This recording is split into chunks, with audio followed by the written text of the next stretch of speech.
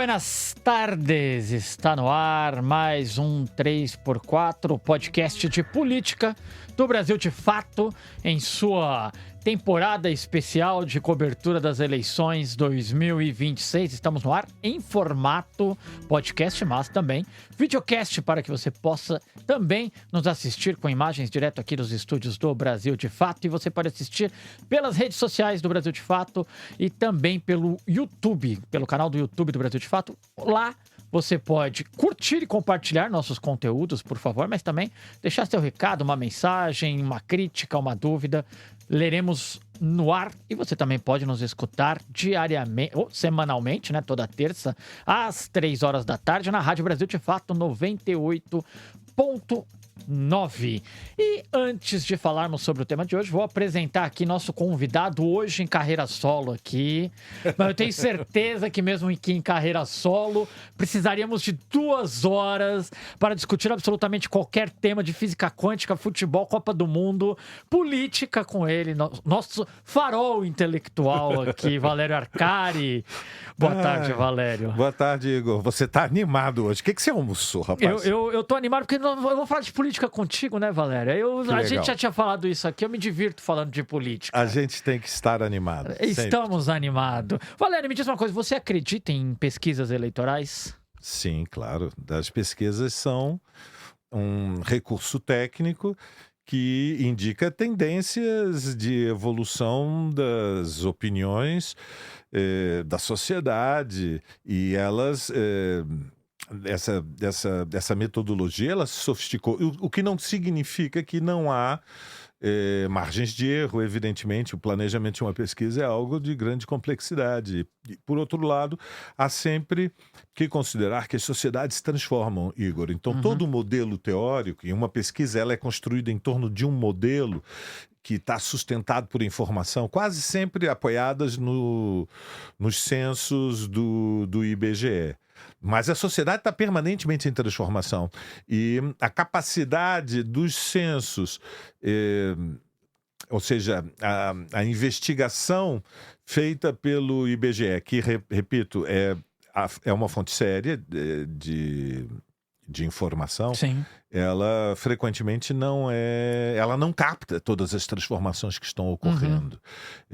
São transformações muitas vezes moleculares, e nós estamos, por exemplo, diante de 2026, de uma sociedade completamente diferente daquela que era o Brasil 20, 25 anos atrás. Ou seja, assim como houve em outros momentos, em outras transições históricas, rupturas geracionais muito profundas, foi assim no final dos anos 60 para os anos 70, em grande medida foi assim na virada dos anos 80 para os anos 90. Nós estamos hoje, nesta terceira década do século XXI, vivendo uma transição histórica, uma ruptura geracional.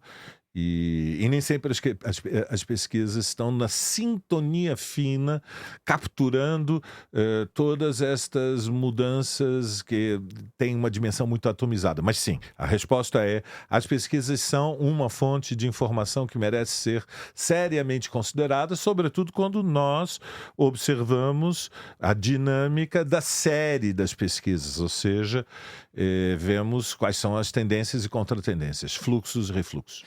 Ótimo, falaremos muito sobre pesquisa aqui hoje. Então já vou introduzir o nosso tema. No último dia 11 de junho, Valério, a Quaest soltou a sua pesquisa mensal.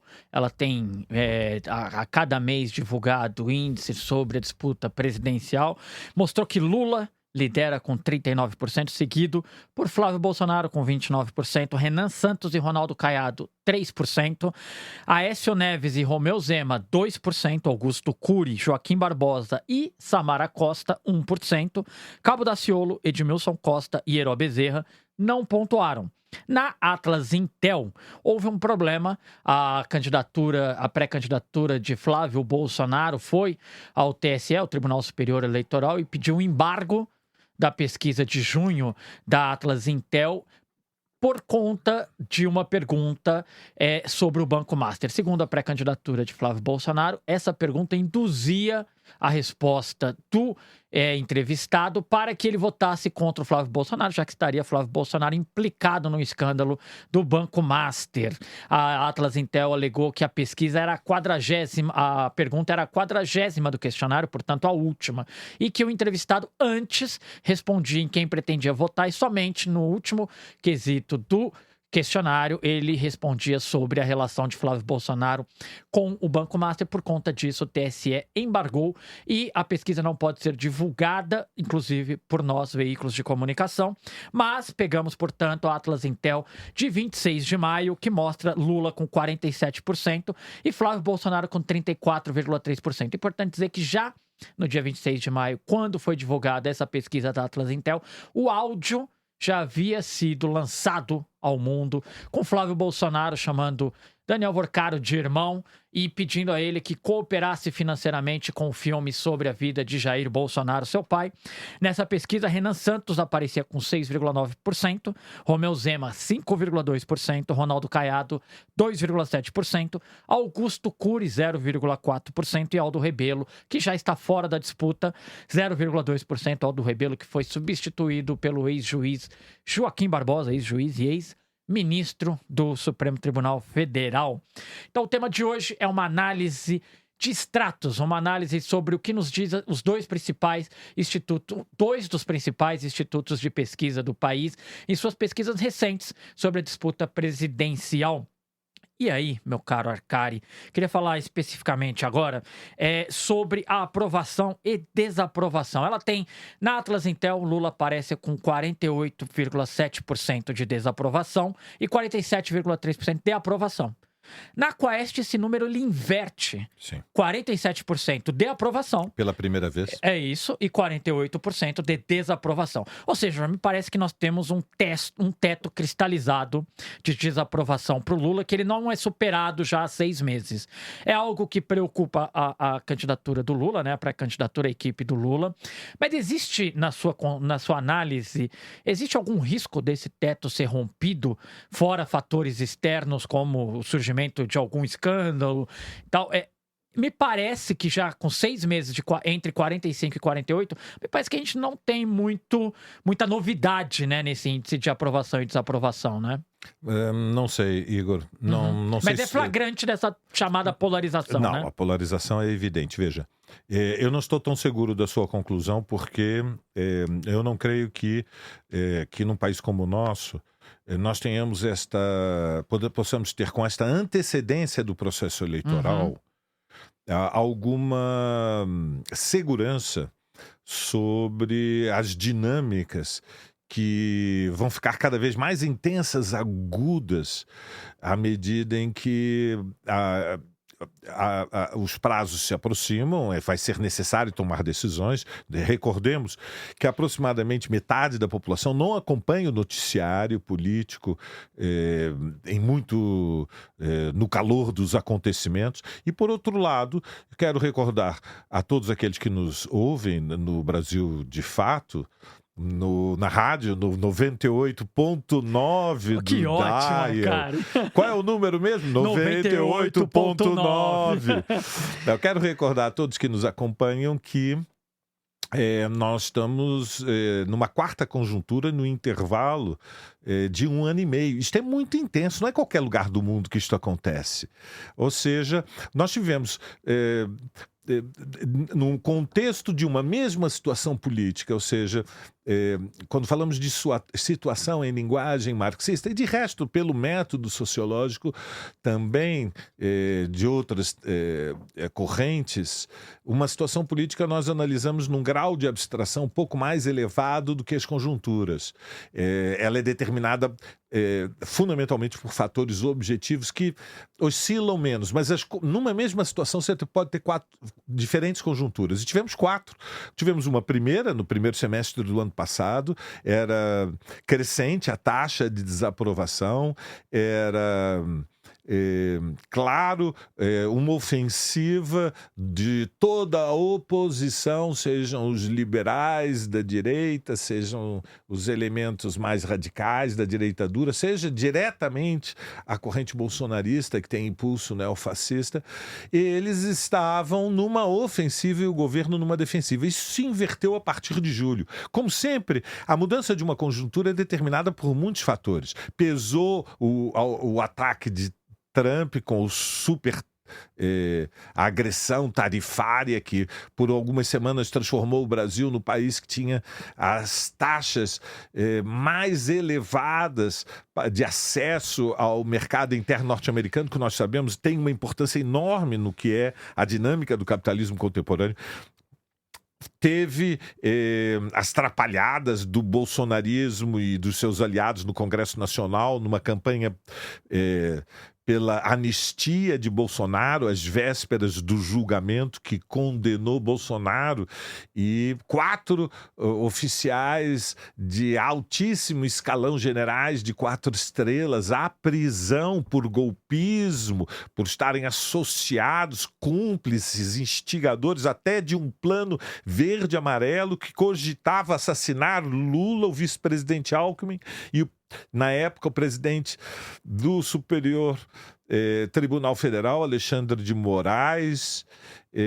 Ocorreu nesse contexto uma mudança da conjuntura e de julho a dezembro o governo pôde se apoiar em grandes momentos de mobilização popular nos principais centros urbanos, sobretudo São Paulo e Rio de Janeiro, quando pela primeira vez no intervalo de 5 anos a esquerda superou nas ruas, na Paulista, em Copacabana, as mobilizações da extrema-direita, revelando que há uma força social de choque que une diferentes camadas da classe trabalhadora, camadas médias, na luta pela punição dos golpistas, pelo sem anistia. Nós tivemos o 10 de julho, 21 de setembro, o 14 de dezembro, e portanto, uma conjuntura mais favorável. Mas o Brasil é complicado, Igor, porque na virada do ano passado para este ano, de novo inverteu a situação, e a desaprovação aumentou. E o lançamento do filho do Bolsonaro preso, lançou o filho mais velho candidato à presidência, e num intervalo vertiginoso de tempo, Flávio Bolsonaro disparou toda a operação que tentava construir a candidatura de Tarcísio com o apoio da extrema-direita à presidência, sucumbiu no intervalo que vai do Natal até o Carnaval. Portanto, uma capacidade de iniciativa política, de implantação, capilaridade, disputa, afirmou Flávio Bolsonaro, que disparou nas pesquisas de forma... Mas gastaram muita energia, catalisadora. E depois, veja a ironia da vida, abriu-se uma 4ª conjuntura na mesma situação, e nós estamos no calor dela, sobretudo depois da revelação, há 2 meses atrás, desta conversa indecente, impublicável e claramente criminosa. Ou seja, há indícios de crimes que tem que se procurar provas, porque até agora não está esclarecido para onde foi o dinheiro que o Banco Master e o Vorcaro colocaram supostamente para financiar a cinebiografia de Bolsonaro. Mas o impacto produziu uma nova inflexão na conjuntura que está debilitando. Não há uma hemorragia do bolsonarismo, mas há um desgaste claríssimo da candidatura do Flávio Bolsonaro. Então, nesse contexto, gato escaldado tem medo de água fria. Portanto, é um pouco cedo para nós anteciparmos qual será o quadro até outubro. Veja, a análise ela tem que ter a frieza que... Por exemplo, a medicina exige dos cirurgiões. Claro. A mão não pode tremer. Na análise, nós não podemos deixar que o nosso desejo ou as nossas paixões contaminem a informação. Nós temos que deixar que a informação fale por si própria, porque é só com uma análise o mais objetiva possível é que é possível definir táticas que permitam vencer a batalha. Então, eu diria, por enquanto, ainda é muito cedo. Vocês que nos ouvem sabem que ainda está inconclusa a eleição no Peru, mas a hipótese mais provável. Cada vez mais provável, né? Não é? Todos os analistas mais especializados em Peru sugerem que vai haver uma minúscula, quase milagrosa, acidental vantagem de Keiko Fujimori na eleição presidencial contra o Roberto Sanches, e o segundo turno da eleição colombiana já agora no próximo domingo, e por enquanto as informações disponíveis não são muito animadoras. Tudo sugere que Ivan Cepeda não consegue virar a vantagem relativa que o De La Estrella tem neste momento. Então, o fator Trump incide, como nós já tínhamos aprendido no Chile, incide como ficou demonstrado de forma dramática na eleição parlamentar argentina do segundo semestre, quando o Trump, com todas as letras, disse: eu só libero empréstimo ponte para garantir que as reservas de dólares do Banco Central Argentina não se transformam em pó se há candidaturas que sustentam o governo Milei forem vitoriosas. E, portanto, não há por que diminuir que a extrema-direita em geral e o bolsonarismo em particular tem uma carta na mão, que é a chantagem de Trump sobre o Brasil, e vai haver uma tentativa de manipulação do resultado eleitoral disseminando o medo. Claro. E o medo é um afeto muito poderoso, um sentimento dramaticamente poderoso. Nós vamos falar daqui a pouco sobre esse voto do medo, o voto negativo, como chamam os pesquiseiros, né, cara? Só uma coisa, nós não podemos esquecer, se falou aqui do Cepeda, a Colômbia, 2 milhões de eleitores não foram votar no primeiro turno, né? Então a expectativa na Colômbia de que esse voto não presente na urna em primeiro turno, ele elegeu já o Gustavo Petro em 2022, né? Claro. O Petro aparecia atrás na saída, na arrancada para o segundo turno, a ver o que são 2 milhões de colombianos que não foram às urnas e que talvez, diante do que está colocado para o país, para o futuro do país, talvez sensibilizados e comovidos por essa situação, acabem decidindo no próximo domingo comparecer às urnas. Oxalá. Mas voltando aqui para o nosso cenário, esse ambiente que você desenha de polarização, Arcari, ele tem alguns estratos que são interessantes nós trazermos à baia. Por exemplo, alguns deles, vou começar pelo voto feminino. Né? Bem. O que a Quaest nos diz? A Quaest nos diz que, entre as mulheres, o Lula é aprovado por 49%. Sim. Entre os homens, aprovado por 38%. Entre as mulheres, portanto, desaprovado por 41%. O Flávio Bolsonaro, entre as mulheres, tem apenas 29% das intenções de voto. O Lula, 42%. Dos maiores índices que o Lula alcança. É uma dificuldade histórica, até pela forma como os principais atores da extrema-direita se portam publicamente, a que figuras públicas eles se associam, mas há uma dificuldade histórica no Brasil da extrema-direita conseguir captar o voto das mulheres. As pesquisas indicam que não será dessa vez que o eleitorado feminino fará uma opção pela extrema-direita. É um eleitorado que ainda apoia sua confiança no presidente Luiz Inácio Lula da Silva, como foi em 2022. Por que você acha que a direita tem dificuldade em dialogar com as mulheres, Arcari? Porque o discurso do bolsonarismo no Brasil foi de uma misoginia histérica. E não escolho gratuitamente defini-la como histérica, ou seja, furiosa. A extrema-direita no Brasil abraçou com paixão a ideia de que a defesa dos valores da sociedade brasileira repousavam na preservação intacta do patriarcado. Ou seja, do ponto de vista, quando nós pensamos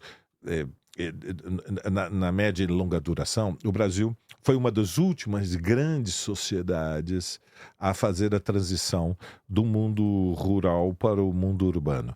E prevalecia no mundo rural, até os anos 60, uma ordem patriarcal muito conservadora, muito atrasada, ou seja, o pater familia tinha a palavra final sobre tudo, ou seja, o casamento, a vida conjugal não era uma parceria entre iguais, havia supremacia masculina e esta herança machista, patriarcal, que nós dividimos com o mundo, era muito acentuada num país que, com dimensões continentais, tinha ainda uma maioria da população vivendo nos interiores profundos, com muito pouco contato com o século XX, ou seja, uma sociedade majoritariamente iletrada, com níveis de instrução, de acesso à educação e à cultura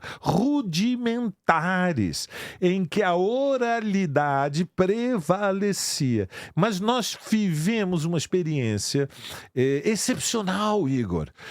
O que houve de absolutamente excepcional é que nós fizemos a passagem do mundo agrário para o mundo urbano no intervalo de uma geração, ou seja, a experiência histórica que outras sociedades, a começar pelas europeias, fizeram ao longo de 10 gerações, 250 anos, nós fizemos no intervalo de uma geração. Evidentemente, esta passagem tão acelerada tem vantagens e desvantagens. As vantagens são evidentes. O Brasil se beneficiou da formação do maior mercado interno de consumo de bens duráveis e semiduráveis ao sul do Equador. Construiu um polo industrial que foi e permanece sendo, aliás, no hemisfério sul, o maior do mundo. Esta passagem garantiu que no intervalo de uma geração nós tivéssemos reduzido o analfabetismo a menos de 10% da população, mas ainda com custos. Os custos também são evidentes. Hoje, em 2026, considerando a população com 15 anos ou mais, 27% dos brasileiros são vítimas do analfabetismo funcional, ou seja, conhecem as letras e os números, mas não atribuem sentido a um texto escrito. E, portanto, não se faz estas transições, não se completam estas transições tão aceleradas sem que fiquem feridas, sem que haja cicatrizes. É um processo muito doloroso ver o mundo se inverter numa ruptura geracional entre pais e filhos, em que os filhos têm uma escolaridade muito superior à dos pais e já nasceram em centros urbanos com acesso a muito mais informação. Neste contexto, o bolsonarismo ele é uma reação às transformações que modernizaram o Brasil. Há um ressentimento e um rancor nostálgico de uma posição de poder e supremacia masculina que prevaleceu mesmo depois da passagem para o mundo urbano, porque a cabeça não acompanha a velocidade com que os pés se movem. Então, o bolsonarismo ele fez um discurso profundamente misógino. O que significa misógino? Misoginia significa medo e, portanto, também rancor contra as mulheres. E é evidente que no público feminino que há mais desconfiança do bolsonarismo, a violência do discurso do bolsonarismo, a explícita defesa da pena de morte, a violência policial, há todo um elemento... O histórico do próprio Jair, né, Arcari? Não podemos esquecer que o Jair olhou para uma deputada federal, nem vou dizer aqui qual, porque, enfim... Ela não merece. Ela não merece. E disse que não a estupraria porque ela não era, não merecia, não era bonita. É de uma atrocidade. É grotesco. Foi grotesco. Isso é uma palavra, é um termo mínimo, inclusive, né? Mas me assusta o comportamento da família. E assim, me assusta a ingenuidade política deles. Porque vejamos, eles têm a oportunidade, já que quiseram manter entre a família a hegemonia, porque trata-se, na minha opinião, Arcari, pode ser uma posição equivocada, mas trata-se nesse momento, diante da posição absolutamente frágil da candidatura do Flávio Bolsonaro, trata-se nesse momento menos, para a família Bolsonaro, trata-se menos de uma disputa com Lula e mais de uma disputa pela hegemonia da direita, pela manutenção da hegemonia da direita. Poderia a família Bolsonaro sinalizar ao seu eleitorado uma candidatura de Michele Bolsonaro, que, desde março do ano passado, aparecia muito mais competitiva nas pesquisas do que Flávio e Eduardo. Ela sempre foi mais competitiva nas pesquisas. Porém, qual é o recado que os 4 homens da família Bolsonaro enviam para a sociedade? Nós não confiamos em uma mulher. Se uma mulher assume a liderança de uma chapa defendida por nós, esses 4 homens viris, fortes, masculinos, como fica o eleitorado masculino do bolsonarismo? Que mensagem eles transmitem? Eu entendo. São tão machistas que são machistas até com a Michele. Até com a Michele, que dorme ao quarto ao lado. É verdade. Há um grão de verdade disso, mas não creio que seja esse o cálculo. Porque, veja, as pesquisas do ano passado indicavam que Michele poderia ser mais competitiva, não as deste ano. Depois da consolidação, há um fator qualitativo que é quem é que o Jair apoia. Veja, Flávio Bolsonaro, candidato à presidência, é a mesma coisa que dizer que ele representa o pai. Porque o pai está preso e não pode ser candidato. Então, a mensagem que está sendo oferecida à parcela do povo brasileiro que quer, de qualquer maneira, impedir que o presidente Lula seja reeleito, é que eles estão dizendo o seguinte: não interessa se o Jair não pode ser eleito. Sendo um Bolsonaro, é como se o Jair fosse o presidente da República e nós estamos apoiando. Por que não, Michele? Porque depois do lançamento da campanha, enfim, da indicação do capitão para o seu filho 01, as pesquisas indicaram que se ele eventualmente, depois da atrapalhada da revelação da conversa com o Borcaro, se ele viesse a ser substituído, a Michele não teria um desempenho muito diferente do dele. Portanto, não justificaria a substituição. Mas, por outro lado, há uma ideia poderosa que se apresentou que eu acho que é consistente, que passa... que digamos que é racional, ou seja, há um cálculo na extrema-direita bolsonarista de que, ainda que a eleição ainda esteja em disputa, eu não acho que eles entregaram os pontos, eles não penduraram as chuteiras, eles estão na luta pelo poder. E isto é um elemento muito importante da corrente da extrema-direita. Não é só que ela tem capilaridade, não é só que ela tem implantação, não é só que as eleições ainda estão em disputa e é indefinido o desenlace do processo eleitoral, mas é mais do que isso. Eles já estão, de fato, disputando quem vai ser a liderança da oposição a partir do ano que vem, se eventualmente o presidente Lula for reeleito. Eles não cedem. Eles não cedem. Que seja outra pessoa. E não pode ser ninguém fora do núcleo dirigente, que é um clã familiar, que é a liderança, não é de um partido, é de um movimento político, social, ideológico, cultural, que se expressa através de muitos partidos. Tem bolsonaristas no PL, mas tem do PP, do Ciro Nogueira. No MDB, no União Brasil. Tem no União Brasil, tem no PSD do Kassab, tem... Eles estão usando como instrumentos eleitorais, eles entraram em diferentes partidos e legendas, mas o núcleo dirigente é muito, muito concentrado e homogêneo, e a última palavra, em última instância, a última palavra é de Jair Bolsonaro. A misoginia, entretanto, é tão grande, você tem razão, que atinge a própria Michele Bolsonaro. Agora, falando de... Esse talvez seja um que, com alguma alguma sofisticação de narrativa, de imagem, de marketing político. O voto feminino pode ir para cá, pode ir para lá, alguma estratificação, algum dado transversal aí de classe, pode mudar um pouco o voto feminino.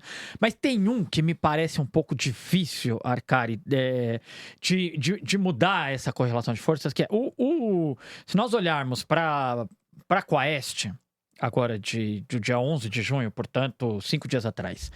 Se nós olharmos para ela, nós vamos ver que o Lula, entre os católicos, ele tem 43% das intenções de votos. O Flávio Bolsonaro fica com 27%. Entre os evangélicos, o Lula tem 41% das intenções de voto. O Lula tem 26%. E aí eu queria fazer um apelo. Gente, há muito tempo há um apelo, inclusive, para que os institutos de pesquisa passem a mensurar o voto da população, das religiões. Das religiões de matriz africana, que é uma população considerável no IBGE, inclusive, eles são 9% da população brasileira. Então, que, por favor, os institutos de pesquisa, não custa nada adicionar ali um item. Então, a pessoa pode dizer se é evangélica, se é católica ou se não tem religião. Ela pode dizer se é evangélica, católica, religião de matriz africana ou não tem religião. Isso ajudaria, inclusive, a posicionar as candidaturas. Isso ajudaria, inclusive, para esses grupos se afirmarem na sociedade, construírem políticas públicas. Nós temos que desagregar os dados da pesquisa para termos uma compreensão mais em sintonia fina com as transformações da sociedade brasileira. O Lula tem maioria entre os católicos, o Bolsonaro tem uma maioria entre os evangélicos, ou seja, há uma fratura na sociedade brasileira que transversalmente se expressa na condição de classe, né? O Lula tem a maioria entre os mais pobres, até 2 salários mínimos. Se expressa na condição de raça, o Lula tem maioria entre a população negra, pretos em particular, tem uma clara maioria, mas está também bem posicionado entre os pardos mestiços. E nós temos esta fratura também, quando desagregam os dados, religiosa. Por que o tema evangélico dificulta a audiência do Lula? Isso decorre do fato de que decorre, eu creio que, de 3 fatos fundamentais. A primeira é que, ao contrário do que muitas vezes se conclui rapidamente, a população evangélica no Brasil não se confunde com a população mais pobre. Os evangélicos, eles não estão concentrados nos estratos mais pobres da sociedade brasileira. Os evangélicos não estão entre aqueles que ganham até 2 salários mínimos, ou seja, eles estão acima da renda média, que são R$ 3.600 hoje no Brasil. Uhum. Eles estão fundamentalmente entre 3 e 5, entre 5 e 7 salários mínimos. Nós podemos falar, portanto, que eles pertencem ao mundo do trabalho assalariado, Sim. mas as camadas médias do trabalho assalariado, ou seja, não é mesmo camadas médias do trabalho assalariado do que classe média. Portanto, são segmentos que tiveram ascensão social. Por segundo lugar, os evangélicos, eles estão fundamentalmente concentrados no mundo urbano, e no mundo urbano estão concentrados nos bairros da classe trabalhadora, não estão nos bairros mais pobres, não estão nas favelas. É muito diferente o mundo dos bairros proletários, dos bairros da classe trabalhadora, e o mundo das favelas. As favelas na cidade de São Paulo correspondem a menos de 10% do que é, digamos, o território urbano da cidade de São Paulo. Em outras cidades o peso é muito proporcionalmente muito maior, como no caso do Rio de Janeiro. E, portanto, eles são setores emergentes dentro da classe trabalhadora. Nasceram em famílias muito pobres, mas melhoraram de vida. Portanto, construíram a expectativa de que há mobilidade social, de que pode melhorar o esforço, a dedicação, a concentração, o sacrifício. Ele é recompensado. Não são poucos os evangélicos entre os 25 milhões de brasileiros que têm pequenos negócios, mas trabalham na informalidade, ou seja, não têm CNPJ. Em terceiro lugar, para entendermos a influência da extrema-direita nos evangélicos, nós devemos considerar também que as igrejas neopentecostais surgiram no Brasil por uma associação com o expansionismo do neopentecostalismo norte-americano, mas elas construíram verdadeiros impérios. Nós estamos falando, portanto, de uma logística que une igreja e negócios e oferece pertencimento, coesão social numa sociedade onde o impacto da migração foi muito grande, ou seja, quando no intervalo de 25, 30 anos se deslocam 6, 7 milhões de pessoas numa sociedade que tinha 60 milhões de pessoas, 10% da população, proporcionalmente sobre a população economicamente ativa, um peso da migração interna superior ao peso demográfico, maior, portanto, que 10%. Há um desenraizamento e depois um estranhamento da vida na cidade, que a cultura popular brasileira captou. Lamento Sertanejo, por exemplo, é uma canção, uma das expressões mais poéticas desta vivência trágica, que é o desenraizamento. Então, as comunidades chegaram nas regiões metropolitanas de Belo Horizonte, Rio de Janeiro e de São Paulo, foram se agrupando por afinidades, os que vinham do Piauí, os que vinham da Paraíba, os que vinham da Bahia, os que vinham de Pernambuco, os que vinham do Rio Grande do Norte ou do Ceará, e depois, dentro destas comunidades, quem vinha de Pedro II, quem vinha de Teresina, ou quem vinha de Caruaru, ou quem vinha de Garanhuns, ou quem vinha de Mossoró.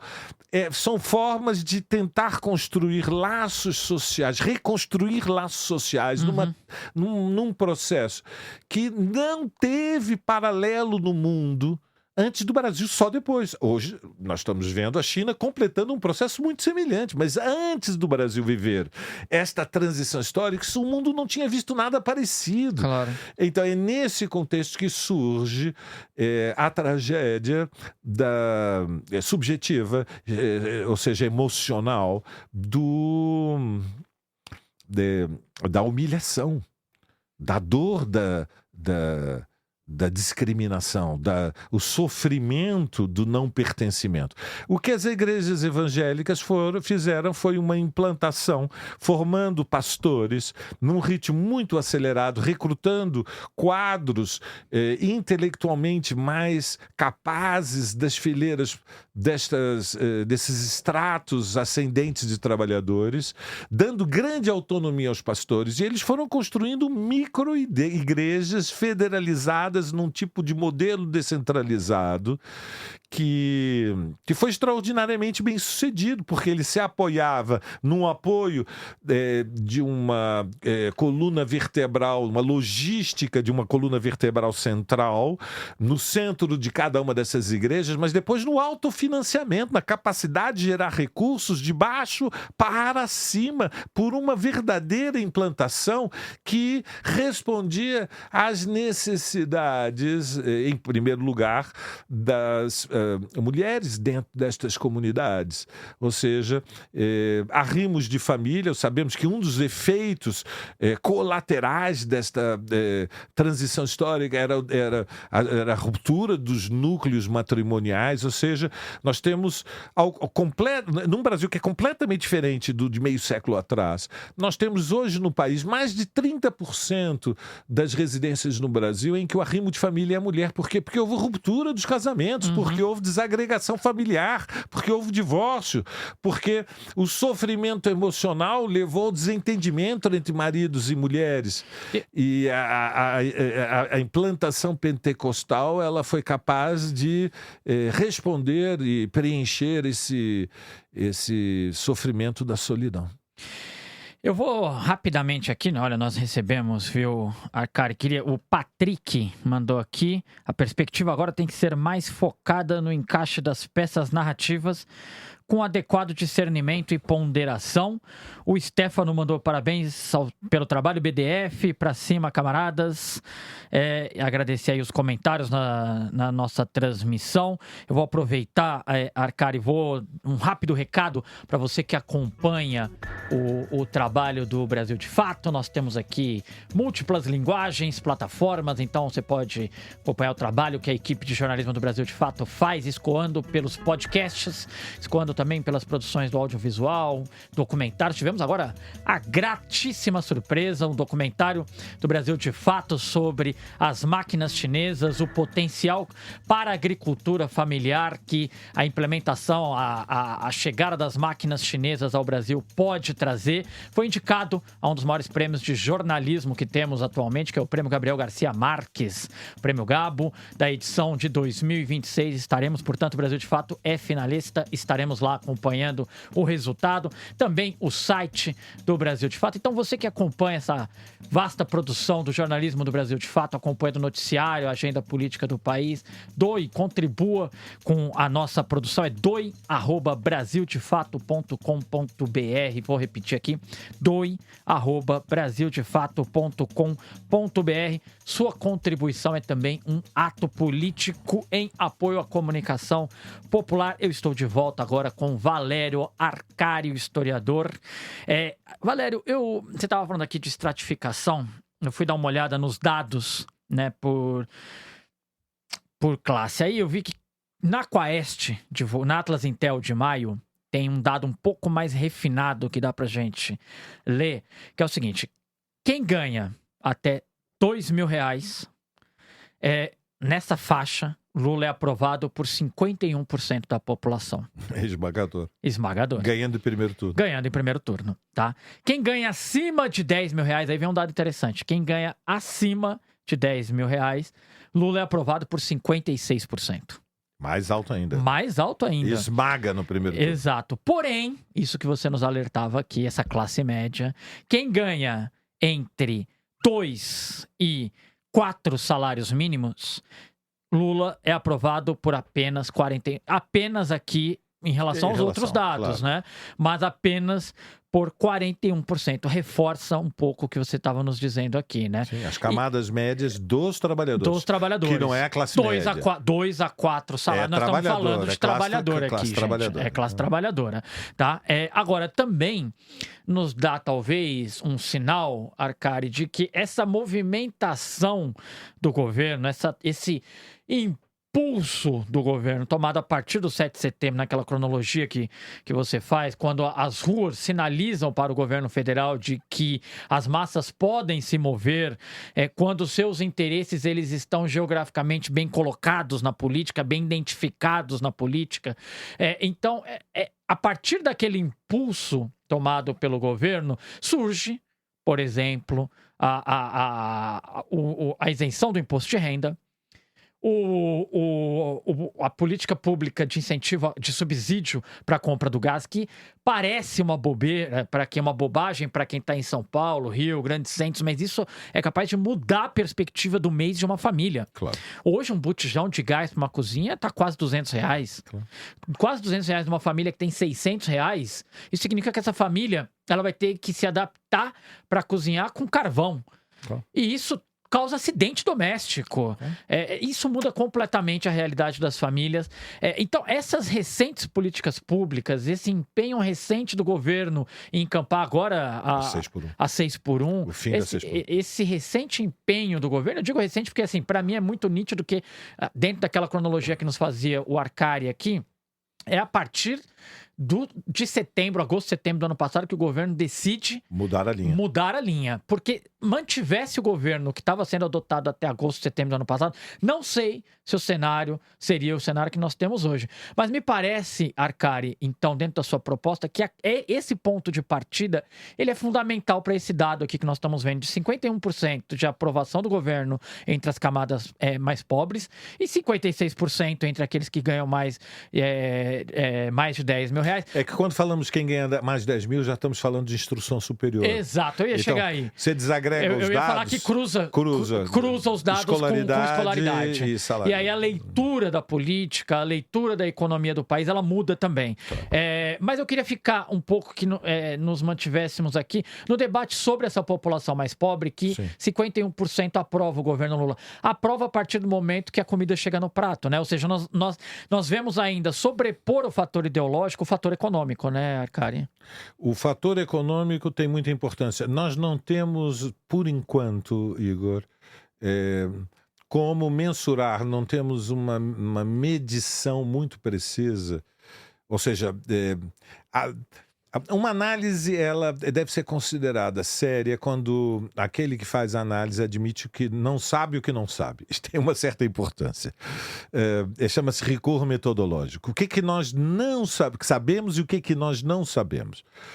Nós sabemos, por exemplo, porque é a perspectiva histórica, se considerarmos o que eu estava comentando sobre o voto feminino, o voto evangélico, nós sabemos que depois do mandato do Lula I, do Lula II, da Dilma I, da metade do mandato da Dilma II, que houve um atraso, ou seja, houve uma desconsideração, ou, portanto, houve um erro político nas gestões dos governos de coalizão, liderados pelo PT, até o golpe de 2016, houve uma desconsideração das necessidades políticas públicas dirigidas às camadas médias dos trabalhadores.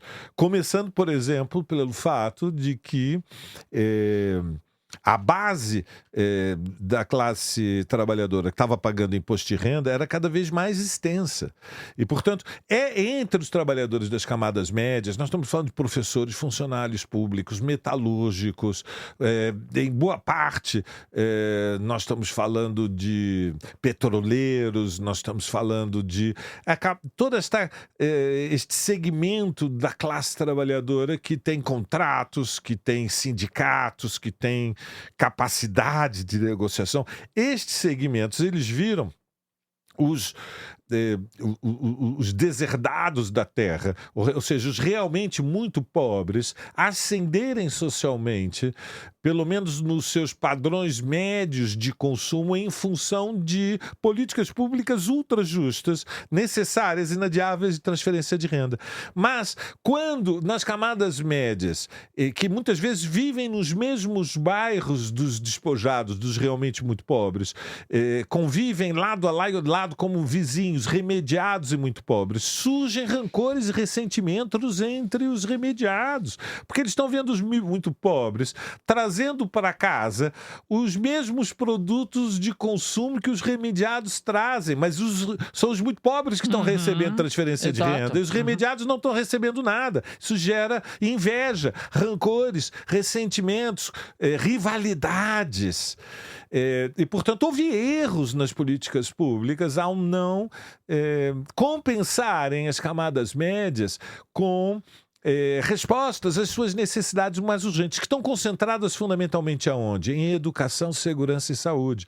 Para as camadas médias da classe trabalhadora, para aqueles que ganham de R$ 3.500, R$ 7.500, R$ 8.000, o que é qualitativo na mudança da sua vivência quando olham para Brasília e pensam o que o governo faz por mim? Eles ficam pensando como é que eu me livro da mensalidade da escola particular que eu pus o meu filho, porque para mim a prioridade não é aumentar o meu consumo, a minha prioridade é garantir que o meu filho vai ter uma educação melhor que a minha e eventualmente vão conseguir se preparar para ter acesso a uma universidade pública onde não se paga. Então eu pago agora para que ele vá para a universidade pública, e o diploma da universidade pública vai ser um elevador social para ele muito maior do que a minha dedicação acrobática ao trabalho com 1 ou 2 empregos.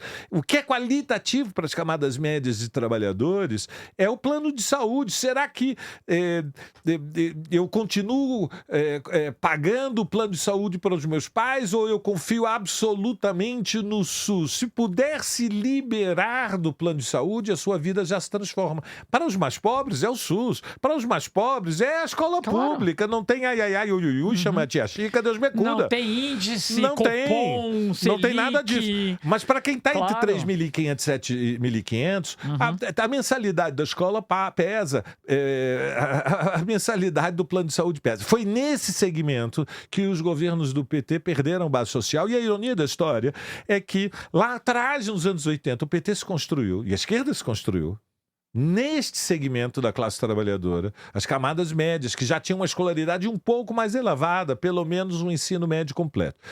Isto posto, indo ao busilis do problema, o que nós vivemos a partir de setembro, outubro, foi um giro à esquerda do governo Lula. Foi modesto o giro à esquerda. Não é que Nós estamos falando aqui... Tudo é relativo, certo? Não teve um momento Gustavo Petro para a gente fazer um paralelo. E olha que o Gustavo fez um governo mais combativo, se apoiou mais na mobilização social e ainda assim, a situação da América Latina é tão difícil e a Colômbia é um país tão complicado que a chantagem do Trump pode ser o fator qualitativo para decidir se o Ivan Cepeda vai ser eleito ou não. Então, mesmo considerando que o Lula, digamos, tocou uma música vibrato, allegro vibrato, mas ainda assim, digamos, nos limites da sua modulação, mas isso já foi o bastante para produzir um entusiasmo, que é o que explica que nós temos superado 50 mil na praia de Copacabana no dia 14 de dezembro e 55 mil na Paulista na mesma data. E por outro lado, agora nós estamos de novo numa situação, numa nova conjuntura, numa quarta conjuntura, se quisermos, considerando desde o início do ano passado, mas desta vez foi por tropeço, ou seja, o bolsonarismo tropeçou, ou seja, nós roubamos a bola no meio do campo, não é que nós construímos a jogada. A partir de julho do ano passado, nós construímos a jogada, nós fizemos a armação, nós dominamos o meio de campo, nós infiltramos os nossos alas pela ala esquerda, nós ocupamos o espaço na área do inimigo. Mas a partir do episódio da gravação do Vorcaro, foi tropeço. Nós só estamos roubando a bola. Portanto, o jogo ainda está indefinido. Não sei se você está gostando desta minha metáfora. Não, claro, a futebolística me agrada. Até porque dos tempos de Copa. Na Copa eu tô mais feliz. Eu não vejo a hora. Eu não vejo a hora de que volte o futebol, Arcari. Mas eu tenho pensado no futebol nacional. Mas eu tenho pensado que o São Paulo me dá tanta dor de cabeça que talvez seja melhor prolongar por 1 ou 2 meses a Copa do Mundo. A Copa traz alegria. Você torce para o Brasil, mas torce para Cabo Verde. Também. Não merece? Merece. Também Curaçao. A gente tem alegria todo dia na Copa. Arcari, nós estamos chegando no final aqui do 3x4. Te agradeço a paciência, te agradeço a nos emprestar todo o seu conhecimento. Eu tô com só uma última dúvida contigo. Existe, por parte do eleitorado brasileiro, uma dificuldade de conectar os temas internacionais com os nacionais? Digo isso pelo seguinte: há uma preocupação na pré-candidatura do Flávio Bolsonaro de que as decisões tomadas pelo Trump impactem as próximas pesquisas aqui no Brasil, posto que foram tomadas após uma reunião fechada com o Flávio Bolsonaro, claro, no Salão Oval da Casa Branca, hora. Você acredita que o eleitor médio... O que é um escândalo, né? O que é um escândalo, o Comitê Geral da Campanha sentado com a presidência dos Estados Unidos. Alô? Eu não sei qual lado é mais escandaloso nisso. Claro. Né? Eu não sei... É pornográfico, não é? Completamente. É explícito? É completamente, Arcari. Porque pensar que um presidente de um país receba 2 semanas após receber o presidente de outro país com quem tem uma relação quase secular, ele receba 2 semanas depois o seu adversário político, com o qual se enfrentará nas urnas daqui 3 meses. Arcari, eu tenho apenas 3 minutos.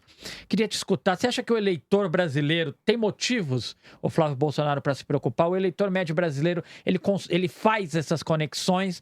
Ou isso é papo de jornalista e de analista de política? Não, eu acho que faz conexões. Acho que soberania vai ser um tema muito central daqui até outubro. É soberania vinculada, na minha opinião, né? É o que eu defendo na direção da campanha do presidente Lula, É, nós temos que vincular a defesa da soberania com uma vida melhor para o nosso povo. Ou seja, nós temos que aprender com a experiência da isenção do imposto de renda para quem ganha até R$5.000, o fim da escala 6x1. Nós temos que vincular soberania para uma vida melhor, soberania para combater o agronegócio, ou seja, para favorecer a agricultura familiar, soberania para podermos avançar para uma reforma agrária que garanta abundância de comida no prato e não sacrifique os interesses da soberania alimentar, do abastecimento interno, ao faturamento do agronegócio, que é vender para quem pagar mais. Não, o direito do país se proteger da pressão do mercado externo e garantir abundância, variedade e saúde da alimentação vem antes da ganância, do lucro do agronegócio. Soberania para defender o país das relações do agronegócio com o Trump. Soberania para defender uma revolução na educação brasileira, que é disso que se trata. O último mandato do Lula, qual o legado que ele vai deixar? O principal legado tem que ser uma revolução na educação pública para abrir as portas da escola atraente, moderna, protegida pelo investimento público para os filhos das camadas médias da classe trabalhadora, para que a esperança de chegar à universidade não fique, das boas universidades, que são as universidades públicas, são esses os diplomas que de fato permitem entrar no elevador social, pelo menos para sair no segundo andar. Não precisa subir tanto, mas pelo menos sair do térreo para o segundo andar. Mas isso depende de ter uma universidade que ofereça uma preparação que seja funcional. Nós temos que defender soberania para garantir desenvolvimento econômico. E desenvolvimento econômico é a industrialização do século XXI, que passa fundamentalmente por nanotecnologia, produção de chips, controle das terras raras, e desenvolvimento da indústria aeroespacial. Portanto, é soberania vinculada a uma vida melhor, com salários decentes, com pleno emprego, com escola de qualidade, com comida no prato e com tempo livre para ter uma vida um pouco melhor, para poder fazer uma caminhada no parque, para poder sair para tomar um sorvete, para poder ir namorar debaixo de uma noite de luar. Nós temos que incendiar a imaginação pública, sobretudo da juventude da classe trabalhadora, que é só a esquerda que pode oferecer a esperança de uma vida mais bonita e mais plena, porque a vida não pode ser só sofrimento e sacrifício, que é o discurso da extrema-direita. É a luta de todos contra todos e só os mais fortes é que vão sobreviver. Nós somos pela solidariedade e eles são pelo egoísmo. Maravilha. Arcari, muitíssimo obrigado mais uma vez. Te agradeço e dá uma satisfação aqui ao nosso público. José Genuíno estaria aqui conosco. Foi tomado por uma gripe, algo passageiro. Esperamos. Está viajando muito, José Genuíno. Deixamos nosso abraço a ele aqui. É isso aí, Genuíno. Se recupere. E vamos torcer para ver se o Brasil consegue improvisar um time capaz de enfrentar as feras, né? Exato. Que estão vindo para aí. Porque até a Holanda e o Japão já estão me assustando, Igor. Eu tô assistindo Tunísia e Suécia e já fico preocupado. Não é mole, não. Tá certo. Eu vou... Bom... Vai ser com emoção, Igor. Vai ser com emoção, como a eleição. Arcari, muitíssimo obrigado, emoção. Viu? Aquele abraço para todos. Olha, um privilégio de todos vocês, viu? Todos nós assistimos aqui gratuitamente uma aula de Valério Arcari. Obrigado, viu? Como deveria ter no comunismo. Aulas de cabeças como a de Valério Arcari, gratuitamente para toda a população. Obrigado, Arcari. Aquele abraço. Um abraço. Bom, antes de encerrar o podcast dessa semana, dizer que dedicamos esse episódio, o programa de hoje, à memória da ex-repórter do Brasil de Fato, Cristiane Sampaio, faleceu em Brasília aos 40 anos, uma morte precoce de um grande talento que tínhamos, uma mulher que cobriu desde o impeachment de Dilma Rousseff com afinco as principais causas da classe trabalhadora em Brasília. E então deixamos aqui um abraço a toda a família, aos amigos de Cristiane Sampaio e dedicamos esse programa à sua memória. É isso. O Cristiane presente. Cristiane presente. O 3x4 fica por aqui. Até a próxima edição.